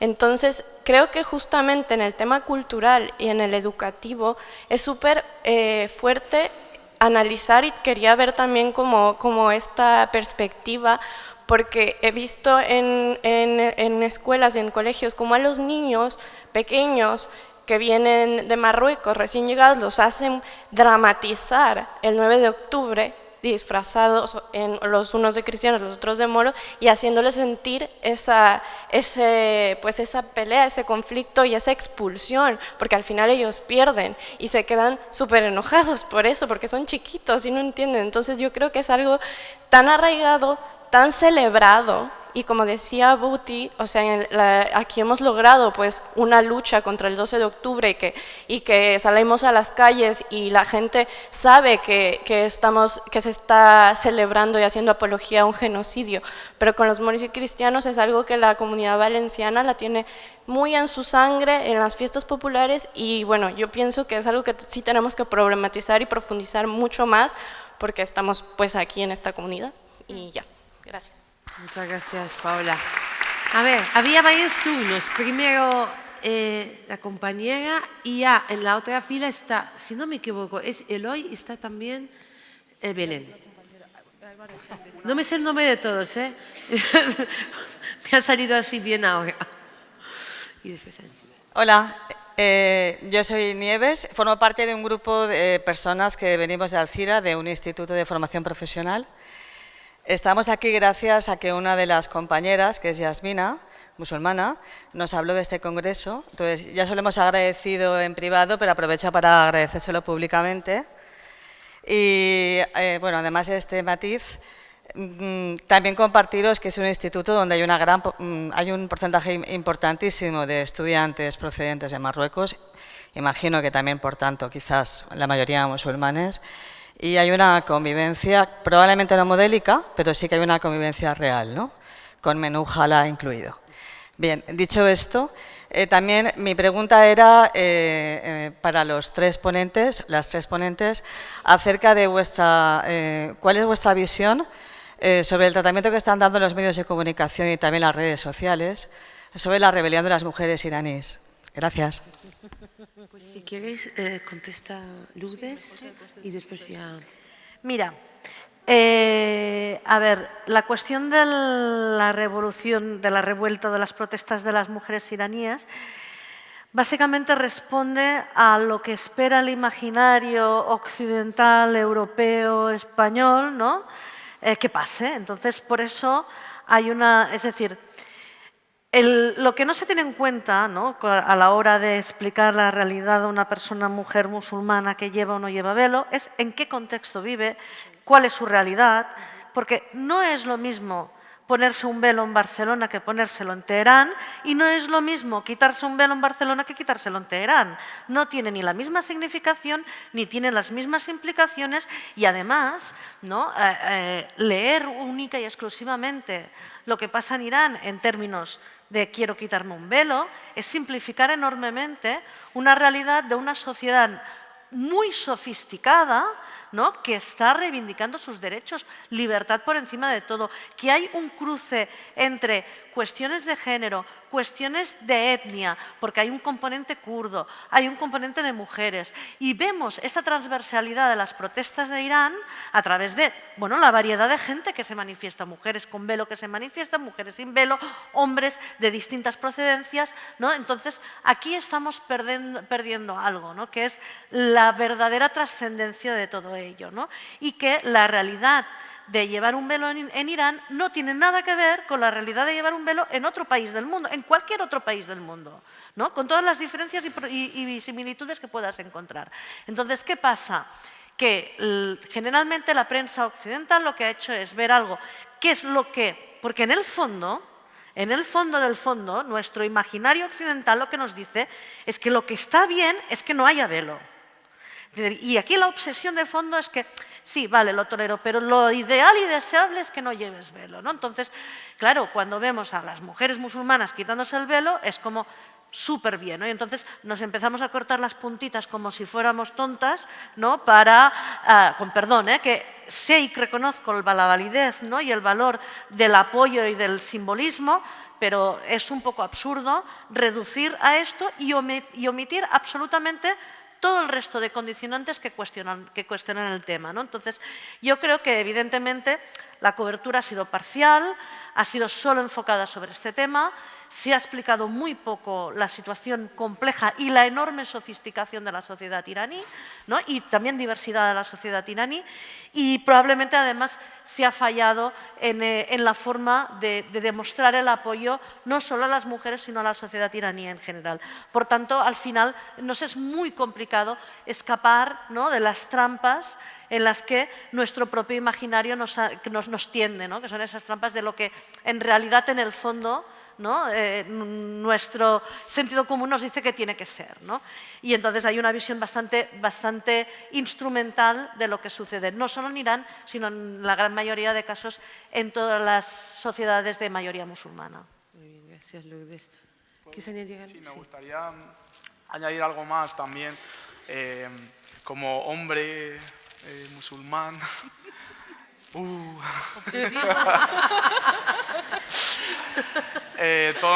Todo mi apoyo y toda mi solidaridad con las mujeres iraníes y kurdas en contra de la dictadura de Irán y en contra de todas las dictaduras. Aquí estamos por los derechos humanos. Defender la libertad religiosa en Francia y en España y en Europa y la libertad y la no discriminación y el buen trato y todos los derechos humanos de todas las personas está completamente en consonancia con la defensa de los derechos humanos de las mujeres iraníes, en contra de su lucha contra la opresión de género, contra la imposición religiosa, contra la dictadura, y en ese sentido, todas las luchas suman. Ahora, es muy curioso cómo siempre, desde siempre, se han utilizado ciertos casos de prácticas que violan completamente, de prácticas de violaciones completas de derechos humanos en el mundo islámico, en Musulmanolandia, para legitimar el racismo sobre nosotros y nosotras en Europa. Cuando, pues yo como persona que soy de Leganés, y Zeynep, que es de San Cristóbal, y un montón de compañeras que son musulmanas de Buñol y de Xàtiva y de Valencia y de Barcelona y de Huesca, es que no tenemos ningún tipo de responsabilidad sobre lo que pasa en Afganistán o en Irán. Ahora, podemos tener, si queremos, o si somos personas que creemos en los derechos humanos y en la igualdad y la justicia del mundo, pues una posición de denuncia, por supuesto. Pero eso se utiliza siempre para legitimar el racismo. Es decir, como en tal país hay tal dictadura que impone este tipo de cosas sobre las mujeres, pues eso se utiliza como arma arrojadiza para legitimar la discriminación de otras mujeres en otros contextos completamente diferentes. Entonces, bueno, reitero, estamos aquí por los derechos humanos, por todos los derechos humanos, para todas las personas, teniendo en cuenta cada uno de sus contextos. Gracias.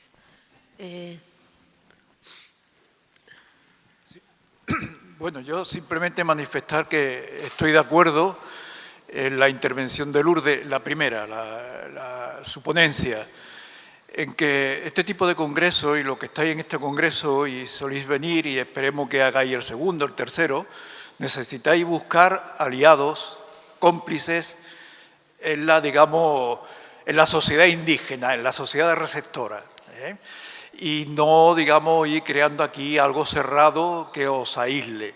Lo digo un poco porque hay que ser cuidadoso. En la ponencia de Zenip, por ejemplo, yo estaría de acuerdo casi totalmente con ella. ¿Qué es el casi? Pues que no es toda la sociedad española o al 100%, y la comunidad educativa.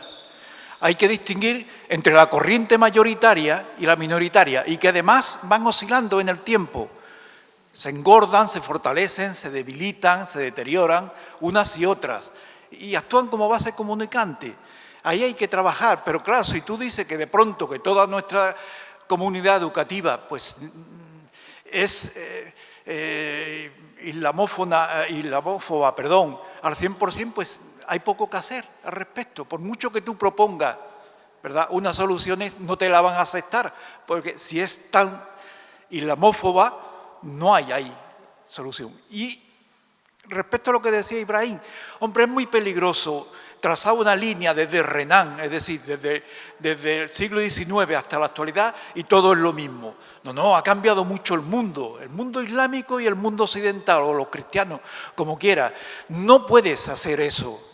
Es muy peligroso. El orientalismo, por ejemplo, tiene varias características. Dos de ellas, las fundamentales para mí, es que el orientalismo, según Said, es un oriente imaginado por Occidente para legitimar la ocupación física, territorial, económica de Oriente.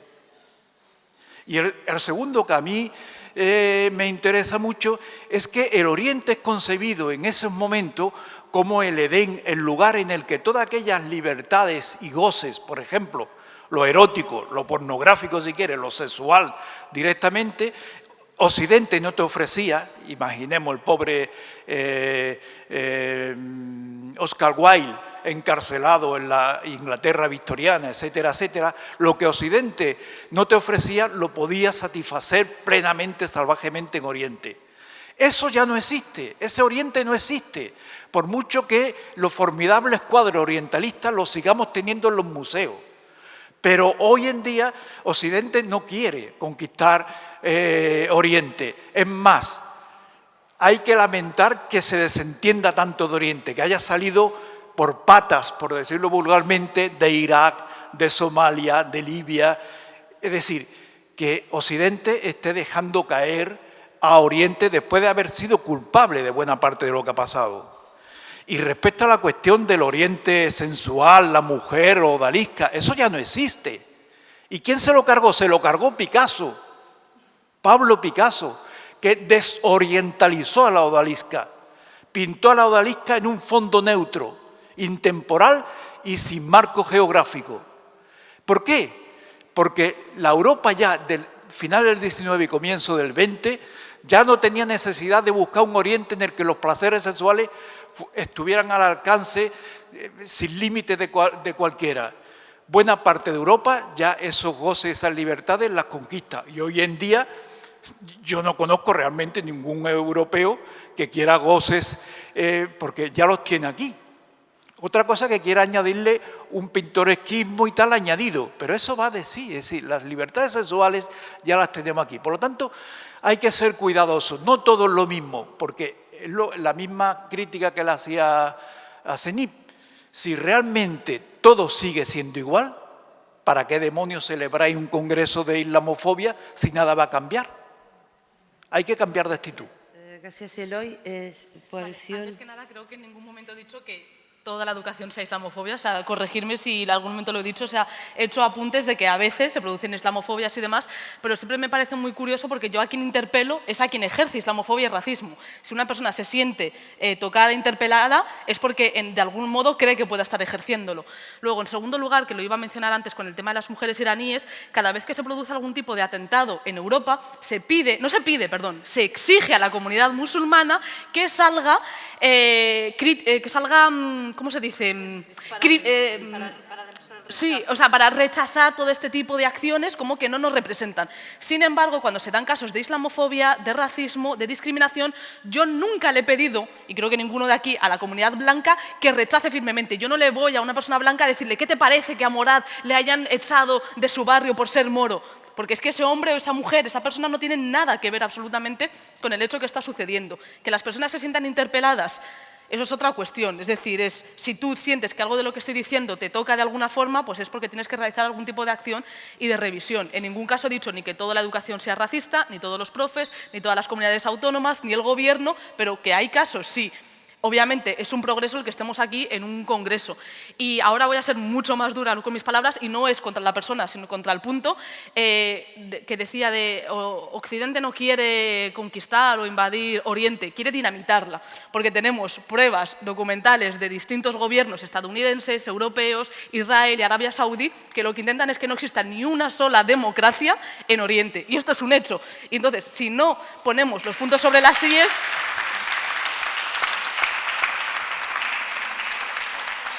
si no ponemos los puntos sobre las IES y realmente remarcamos que existe todo un trabajo de islamofobia institucional que quiere llevarnos a un punto del holocausto nazi, pero con los musulmanes, no vamos a ir a ninguna parte, porque parece que la islamofobia es quítate el velo porque vas vestida así, eres un moro salvaje, pero es que se está dinamitando sí, todos los intentos de democracia que se están produciendo en Oriente Medio y en el norte de África, porque igual que ahora Irán es supertendencia y trending topic, ¿por qué no hemos oído nada sobre las primaveras árabes?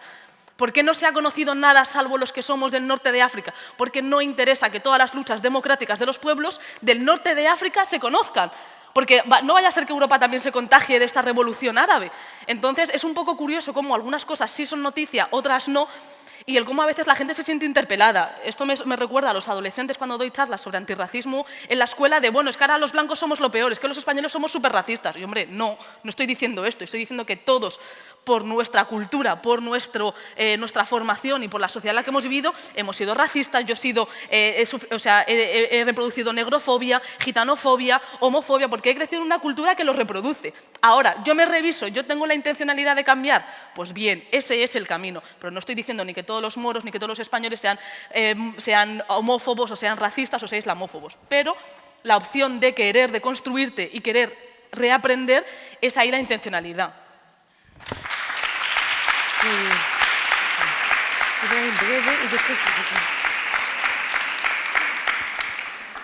Yo por añadir una cosa más, no sé si se me escucha. Sí, por añadir una cosa más con respecto a la mutación de cómo desde Occidente se ha ido representando Oriente, por supuesto que no es lo mismo. De hecho, el profesor Eloy Martín Corrales tiene un libro muy interesante que me da mucha pena que esté descatalogado, luego me tiene que explicar por qué, porque he intentado hacerme con él y no lo encuentro, que se llama La imagen del magrebí en España, por no llamarlo moro, árabe, musulmán, donde el profesor estudia a lo largo de la historia desde el siglo XV, si no me equivoco, corríjame, la evolución de la imagen que ha tenido ese otro magrebí, moro, musulmán, árabe desde el siglo XV hasta la actualidad a través del estudio de escultura, pintura, arte, ¿no? Y me parece muy interesante porque usted mismo ha mostrado cómo la imagen del moro, del árabe o del musulmán ha ido cambiando a lo largo de la historia, pero siempre negativa, ¿no? Durante la guerra civil, después, ¿no?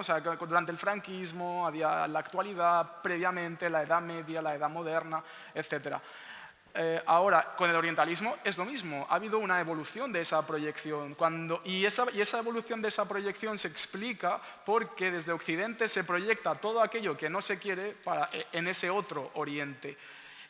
Cuando aquí en Occidente teníamos una moral sexual conservadora, victoriana, etcétera, proyectábamos en ese Oriente pues ese paraíso de libertades sexuales. Ahora que nosotros en Occidente tenemos las libertades sexuales ganadas o llamémoslo como queramos, proyectamos la represión sexual, la misoginia, el atraso, el machismo, ¿no? Ahora que nosotros somos feministas, proyectamos en ese otro el machismo, sin negar que el machismo es una realidad universal y global y que no se trata de hacer olimpiadas de quién es más machista o quién es menos, pero sí que existe un uso, una utilización intencionada de proyectar en el otro ciertas opresiones para legitimar la violencia y el racismo y la deshumanización de ese otro. Y el orientalismo es lo que ha seguido haciendo. O sea, en el siglo pasado se representaban a mujeres desnudas,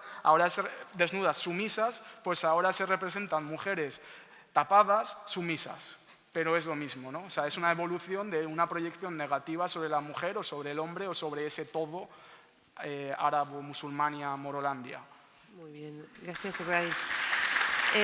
Pues solamente os pido que seáis concisos en las preguntas para poder, porque veo varias manos. Primero Belén, después Angie. Buti, aquí había un compañero que había levantado la mano antes que yo, así que creo que... Disculpa, mi nombre es Simón, soy estudiante.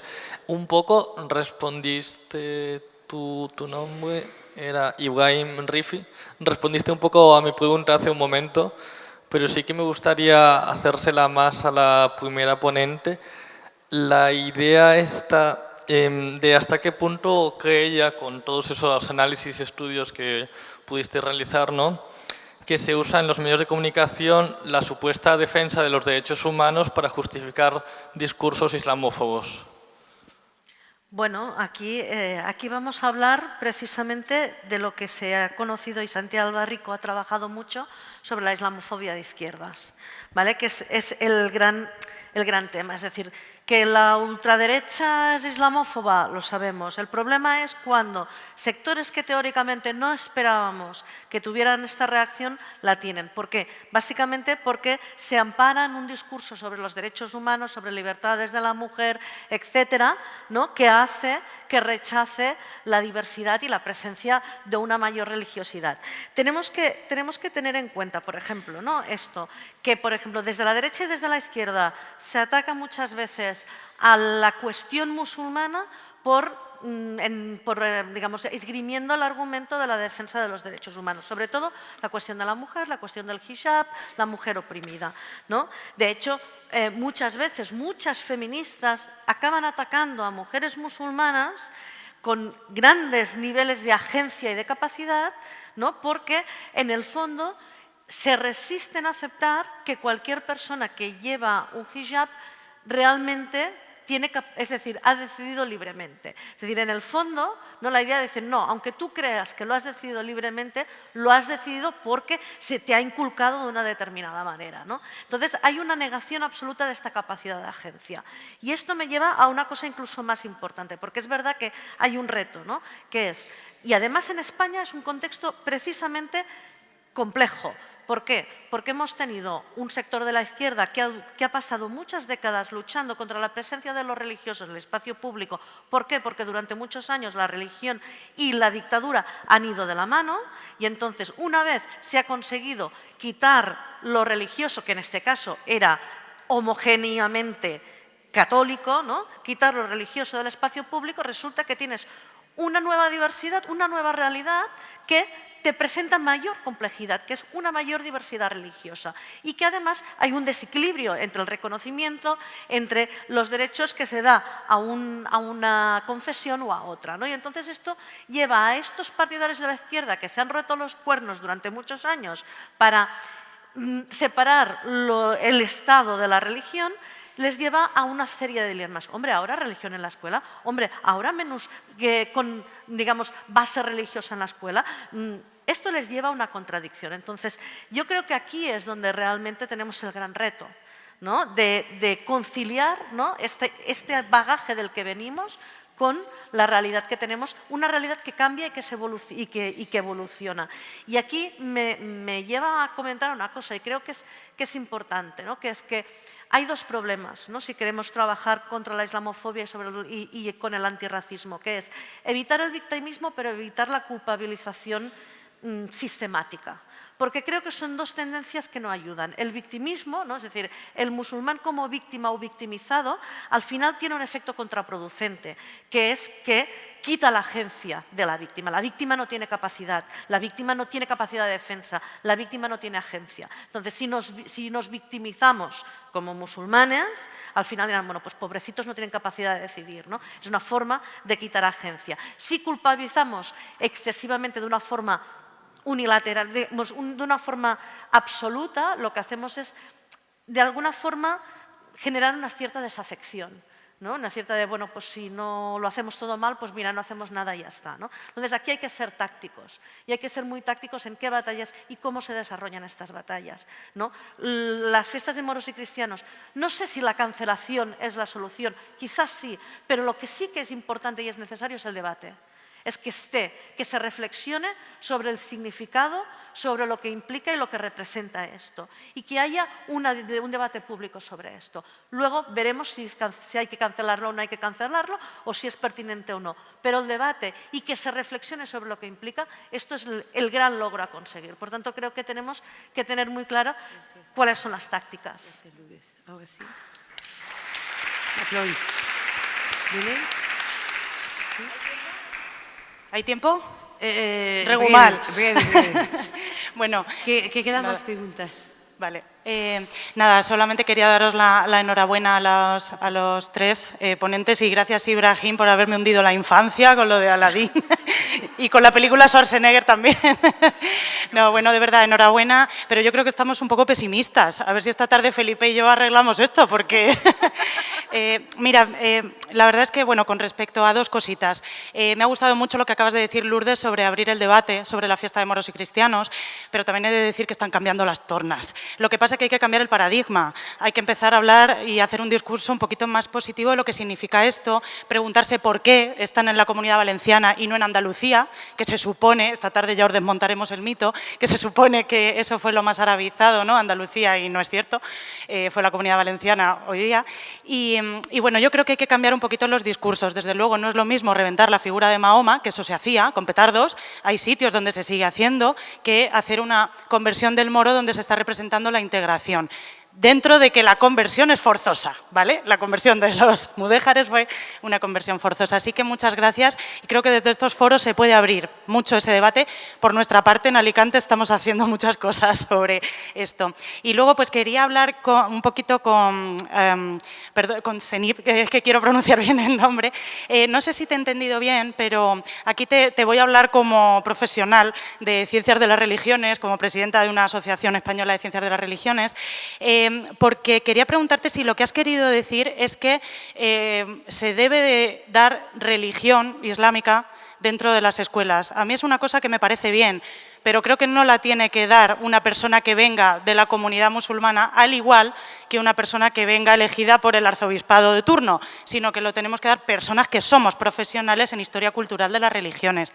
Pero no sé si has querido decir esto, entonces quería que me lo aclararas o simplemente querías que en el cuerpo de docentes se visibilice a profesores y profesoras musulmanes y musulmanas. Solamente aclarar esto. Muchísimas gracias a las tres. De hecho, es que en ningún momento he dicho nada de clases de religión musulmana. O sea, cuando hablaba de profesorado, me refería a profesorado en todas las áreas, porque no sé quién fue la que mencionó, creo que era Emel, cuando decía, es que quiero ir a la tele para hablar sobre tecnología, sobre ciencia, tal. Pues nosotros somos profesionales que podemos ser musulmanes, pero yo soy de lengua y tengo compañeras de inglés y otras de mates, de francés, de biología. Era eso a lo que me refería, pero en el caso del tema de la religión musulmana, yo es que soy muy partidaria de lo privado, porque al final, si una institución da clases sobre religión islámica, puede suceder dos cosas. Que España lo haga desde la visión que tiene España sobre el Islam, o que si a veces lo que sucede, que lo hemos mencionado antes durante la merienda, si es otro país, vecino, no vecino, amigo, no amigo, Marruecos, Argelia, Túnez, Arabia Saudí, ¿qué clase de enseñanza islámica va a dar? Es que lo que creo que necesitamos la comunidad musulmana, que ya no hablo de educación, la comunidad musulmana tenemos una identidad propia en Europa y en España y tenemos que empezar a construir en base a la realidad que estamos viviendo en el territorio. Esto no quiere decir que tengamos que innovar el Islam o crear un Islam español, no es eso lo que quiero decir. Hay un contexto específico, somos una comunidad musulmana que vivimos unas realidades diferentes a las de Francia, a las de Egipto, a las de Marruecos y a las de Irán y tenemos que contextualizarla a nuestro espacio, punto pelota. Y la gente que dé clases de religión islámica, si se da en algún centro, tiene que ser del contexto español, nada más. Muy bien, gracias. Ahora, había una compañera ahí, ¿sí? Si no, si ha cambiado de opinión, hay otra mano levantada. Sí, no ha cambiado de opinión. Aquí. Y después ya hay una que está. Hola, quien no me conoce, soy Salma. Actualmente trabajo en el CIE como mediadora. Solamente quería decir, yo no soy del norte de África, soy musulmana, pero soy de Siria, quiero decir, soy del Oriente. Es verdad, he estudiado aquí filología inglesa. Lo que quería apuntar, no vamos a hablar más de cosas negativas, sino de cosas positivas. Yo no he nacido aquí en España, vine con 19 años, tengo hijos, así que yo veo lo que es islamofobia con mis hijos en el colegio. Mi hijo es rubio, con ojos azules, súper blanco, y le llaman el moro en la clase. O al exponer una presentación sobre la clase de Andalucía, lo que es historia, un niño de la clase le escribe ¿cómo se llama este? Que se vence el Islam y victoria al cristianismo. Y justamente este niño, su padre era policía. Quiero decir, la realidad existe. Yo en un día llevaba el pañuelo y tenía que quitarlo para encontrar trabajo y cuando puse el pañuelo lo puse en la universidad. Y una profesora me dijo, Salma, ¿por qué has puesto el pañuelo? Si antes has sido mucho más guapa y esto te va a cerrar muchas oportunidades. Y era una profesora con mucho prestigio en la Universidad de Valencia. Y para mí este discurso sobraba, porque yo voy a la universidad para aprender, para sacar mi carrera de filología inglesa.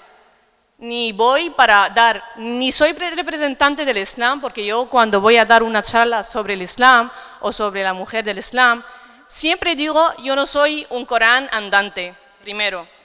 Yo no soy un sheikh, una persona especializada. Soy una persona que creo en los valores, en los principios del Islam. He nacido en un país musulmán del Oriente, entonces he heredado, mira, estoy un poco estresada porque también lo vivo, heredado estos valores, esos principios. Hablo de Siria. Nosotros en Siria hemos, eso que yo no he nacido en Siria, he nacido en el país vecino que es Jordania. Quería solamente apuntar una cosa. El mundo musulmán siempre hay política, que es lo que manda y lo que mueve el mundo, es la política, antes de la religión y antes lo que es la cultura. Entonces, cuando hablamos del mundo musulmán, siendo de Siria, que ha nacido en Jordania, que llevo aquí 20 años en España, primero no tenemos que olvidar que hay diferentes tipos de política en el mundo entero. Eso, uno. En Siria, los musulmanes, las mujeres que llevaban el pañuelo en los 80s, el ejército sirio se bajaban a las calles para quitar el pañuelo a las mujeres que andaban en la calle. Pregunto, aquí, ¿alguien sabe de esta realidad que existía en Siria en los 80s? Pocas personas, muy pocas personas. Entonces el Islam en un país que la mayoría era musulmana o es musulmana estaba atacado. Y eso hablamos de un país musulmán. Entonces, ¿qué pasa? No vamos a hablar de ignorancia, sino si no entiendo tanto en profundidad de un país que es muy, muy lejano, yo no puedo hacer un juicio, un propio juicio y hablarlo y desarrollarlo. Esto ataca mucho. Voy a dar un ejemplo pequeñín. Tengo un amigo pianista. Por favor, hay más preguntas. Sí. Solamente sobre el tema de Irán. Mi amigo pianista ahora mismo ha sacado un vídeo en YouTube ayer. Antes de sacarlo me envía el vídeo con muchas imágenes de mujeres iraníes. Y me dice, Salma, por favor, míralo y dime si esto es muy violento o no. ¿Qué pasa? Veo que la música está espectacular, pero todas las imágenes, mujeres de Irán, Talibán, Afganistán, no sé qué, no sé cuánto, digo, chico, ¿qué tiene que ver todo esto con la mujer que ha fallecido? No voy a decir asesinada, ha fallecido. No tiene nada que ver Talibán con Irán, son dos sistemas políticos diferentes y no podemos aquí poner in the one pot, the same pot, todo lo que hay en el mundo entero en un vídeo. Es que no puede ser. Digo, por favor, te pido, por favor, como una musulmana, quitar todos estos vídeos, estos pictures, ¿no? Estas fotos, porque esas fotos lo que van a hacer es ayudar a la islamofobia y a odiar a los musulmanes. Porque yo después de escuchar esa música y ver todas esas imágenes, solamente veo pañuelo, matanza, violencia de género, puños, no sé qué. Salgo de este vídeo odiando a los musulmanes y al velo, lo que es el pañuelo. Que es... te tengo que cortar, perdona. Vale, ya está, es que estoy súper emocionada. Se entiende, creo que muchas gracias, el mensaje ha llegado. Muchas gracias, Salma. Vale, Annalisa, ¿tienes algo? Vale, vamos a hacer una cosa. Lanzas la pregunta y después aquí tengo dos personas y contestáis y después vemos si nos queda tiempo para otra tanda. Hola, buenas. Sí, yo en un futuro me quiero dedicar a las religiones comparadas y a la islamología. Me alegro que haya más gente en la sala que comparte esta área de conocimiento. Quería compartir con la mesa y con el público un problema que yo creo que hay, que es que metemos en un mismo saco, o muchas veces en historia se mete como que es un mismo magma, lo que es la tardoantigüedad y el Corán, luego el medievalismo y el Islam civilización y luego el Islam contemporáneo. Yo creo que son cosas que hay que separar. Lo digo porque, ¿cómo se traduce esto en los medios de comunicación? Siempre que alguien dice alguna barbaridad o se comete un atentado, es culpa del Corán. Y esto sabemos que no es verdad. Y yo tengo conocimiento, por ejemplo, en Estados Unidos, grupos radicales ultracristianos que están en contra del aborto y se dedican a asesinar a médicos abortistas. Y no veo ningún medio de comunicación que salga echándole la culpa a la Biblia, cuando realmente en el Nuevo Testamento sí hay mucha guerra santa, pero bueno. Y también, por ejemplo, algunos ejemplos más que podemos encontrar, ahora con los nervios se me olvidan, pero bueno, creo que lo podemos dejar aquí. Vale, muy bien, muchas gracias. Gracias. Ahora, Ana y después aquí. Buenos días, muchas gracias. Soy Ana, soy musulmana y presidenta del Centro Cultural Islámico de Valencia. Aunque prácticamente el comentario que le quería hacer a Lourdes ya lo has dado una vuelta con la contestación anterior, que era más bien sobre esto que hemos hablado antes de normalizar la discriminación, o sea, la normalización que tenemos los musulmanes de sentirnos discriminados, no solo sentirnos discriminados o víctimas, sino a veces sentirnos incluso culpables de esa discriminación, ¿vale? Lo que, como ya lo has comentado, voy a aprovechar, porque creo que casi todos los que hemos venido aquí hemos venido a aprender o a seguir formándonos, la oportunidad de compartir con todos los presentes el trabajo que hace el Observatorio de Islamofobia en los Medios y el proyecto Magis, que son muy interesantes. Yo me he leído los informes, incluso el último actual, y la verdad que son unos datos que son muy a tener en cuenta. Y ya pues aprovecho la oportunidad para decir a todos los que viváis en Valencia y alrededores que el viernes que viene Al-Fanar viene al Centro Cultural Islámico a hacer un taller para darnos herramientas a los musulmanes de cómo contestar a los medios, cómo crear contranarrativas, y estáis todos invitados. Gracias.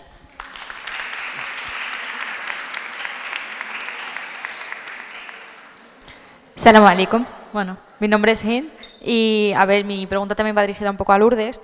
Es bastante concreta. Entonces, a ver, el 6 de diciembre una compañera, Aisetu, compañera de la comunidad musulmana negra, publica un post en relación a algo sucedido en Hoy Aragón, ¿vale?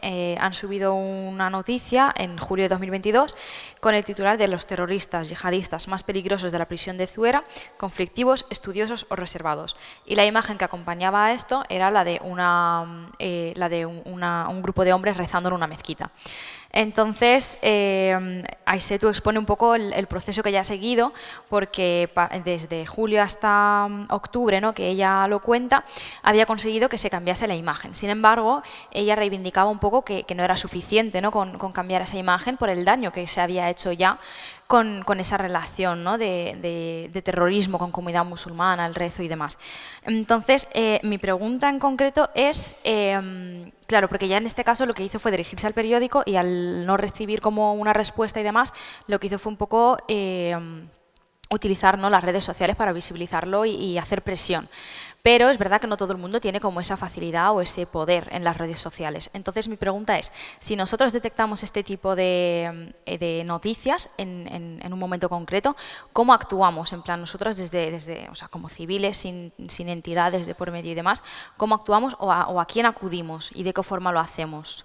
Porque es algo que se da habitualmente y al final lo acabamos pasando, nos molesta, lo comentamos en un grupo y se queda ahí. Pero es necesario pues seguir un poco el ejemplo de Aisetu, visibilizarlo y aunque no, o sea, aunque ya el daño esté hecho, pues buscar un cambio, ¿no? O sea, hay que esa imagen ahora mismo está cambiada y el daño pues ha quedado en esos meses y no mucho más. Gracias. Vale. A ver, la verdad es que aquí es el paso más complicado. De hecho, cuando hemos trabajado en el observatorio, nuestro gran reto ha sido que nos hicieran caso los medios de comunicación. Y Ibrahim es el principal que ha recorrido muchas redacciones llamando a puertas para que nos hicieran caso, ¿no? No es fácil. Los periodistas, como todos los profesionales, cuando te cuestionas o cuando te sientes cuestionado, de entrada, la recepción no es agradable. Cuando entiendes, es decir, por un lado, intentar acudir al medio de una forma constructiva, de una forma positiva, intentar hacerles ver que eso tiene unas consecuencias, ¿no?, que eso que han publicado tiene un impacto real sobre la vida de las personas. Hay mecanismos, defensor del lector, cartas al director, muchas veces tampoco te hacen caso, ¿no?, que esto. Entonces, paso siguiente, evidentemente hay unos mecanismos legales, hay unas leyes. Cuando se traspasa lo que es el límite de la legalidad, hay que actuar y hay que denunciar, ¿vale?, cuando la cuestión es denunciable. Y cuando no pasa todo esto, verdaderamente la acción de hacer ruido en redes sociales, por eso es muy importante que frente a esa acción tan coordinada, tan sincronizada y tan automática que vemos de la extrema derecha con todos sus bots y sus trolls y sus ejércitos virtuales que se lanzan a insultar y a ofender, ¿no?, una capacidad de presión de una masa crítica suficiente, respetuosa, educada, constructiva, pero incidiendo, dando visibilidad a al perjuicio que está cometiendo esta noticia o esa imagen, puede hacer que los medios, como mínimo, se lo piensen 2 veces la próxima vez.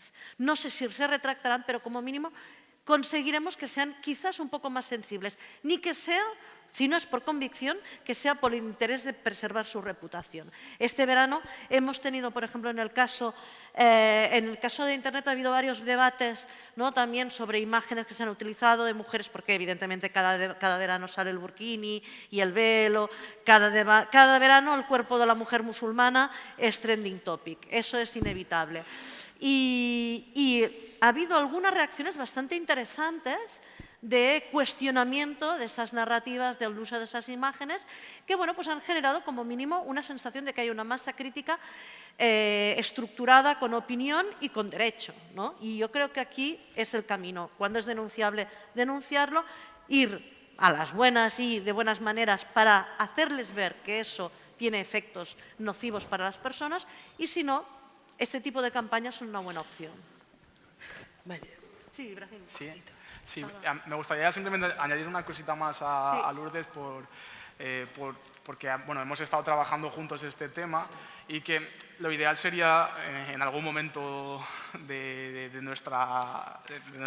esta historia reciente, ¿no?, a corto plazo, si es que se puede, es romper la relación sujeto-objeto. Y eso yo personalmente lo he experimentado, como existe una barrera muy, muy grande para entrar en medios de comunicación, incluso siendo periodista. O sea, hay una barrera muy grande para aceptar la diversidad dentro de los medios, que eso es lo que haría de alguna manera contrarrestar las publicaciones o las noticias y cómo se hacen, ¿no? Si no hay personas diversas, pues si no hay personas negras, pues la proyección sobre las personas negras va a ser de una manera determinada, ¿no?, a diferencia de que si las hubiese, igualmente musulmanas, gitanas, etc. Yo personalmente he experimentado eso, como sí que te contactan medios para que tú cuentes tu experiencia como persona que sufre racismo, pero nunca como una parte integrante de ese equipo para que tú puedas escribir sobre todo, porque a mí no me gusta hablar de racismo en realidad. Yo soy periodista y me gustaría escribir sobre todo, y es ahí donde en una última instancia se podría influir en los medios, pero sí que es verdad que es muy difícil. Así que si hay aquí algún director de algún medio, por favor, incluya diversidad en su plantilla, porque esa es la única vía para acabar con el racismo dentro. Medio minuto.